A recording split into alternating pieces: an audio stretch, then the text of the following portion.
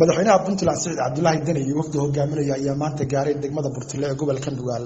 Ujeedka safarka madaxweynaha ayaa ahaa sidii uu kurgeli lahaa dhismaha wadada xiriirisa Burtile iyo Xarfo. Ugu horeyn gudoomiyaha gobolka Nugaal ayaa degmada ku soo dhaweeyay madaxweynaha Puntland. Qaar ka mid ah waxgaradka iyo culimada degmada Burtile ayaa soo dhaweeyay wafdiga madaxweynaha. Degmada Burtile waa degmo nabad jecel, horumar jecel, dawladana jecel. Waxay ku suntan tahay inay dawladda la shaqeyso si buuxda. Mudane madaxweyne waxyaabaha ugu daran oo aanu ka wada hadalnay degmada Burtile waxa ka mid ah gaari saldhigga booliska ay u baahan tahay iyo abaarta oo dadkii xoolihii intii guuri ka dhay ay guureen intii kalena ay guuri waayeen oo hadda meelaha raxmadu ka daaday ay rabaan inay u guuraan. iyagu gaadiidkii annaga la imaayeen yiraahdeen waxay codsadeen shidaalkii lagu guuri lahaa. annaguna waxaan ballan qaadnay 48 saac in dawladdu ka soo jawaabayso. aad baan u sii badanahay madaxweynaha waa yimid shidaalka iyo baabuurkaas hadda ugu daran culayska.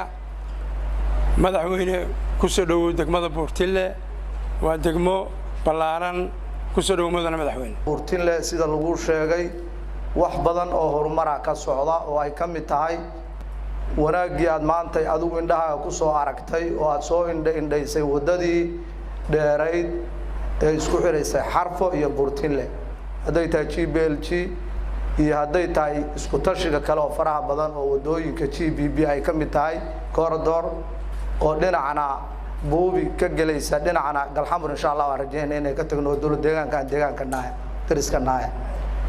mudane madaxweyne magaalada Burtile waxa ka jira amni waxa shaqeynaya taliskii booliska degmada Burtile waa degmadii tiirarka u ahayd magaalo madaxda Puntland ee Garowe haday tahay difaacidda dalka iyo haday tahay isha dhaqaalaha iyo haday tahay garab istaaga dawladnimada. mudane madaxweyne waxaanu u baahanahay in aad aragti dheeraantaadii iyo waxqabadkaagii Burtile iyo bulshadeeda aad u laba jibaarto.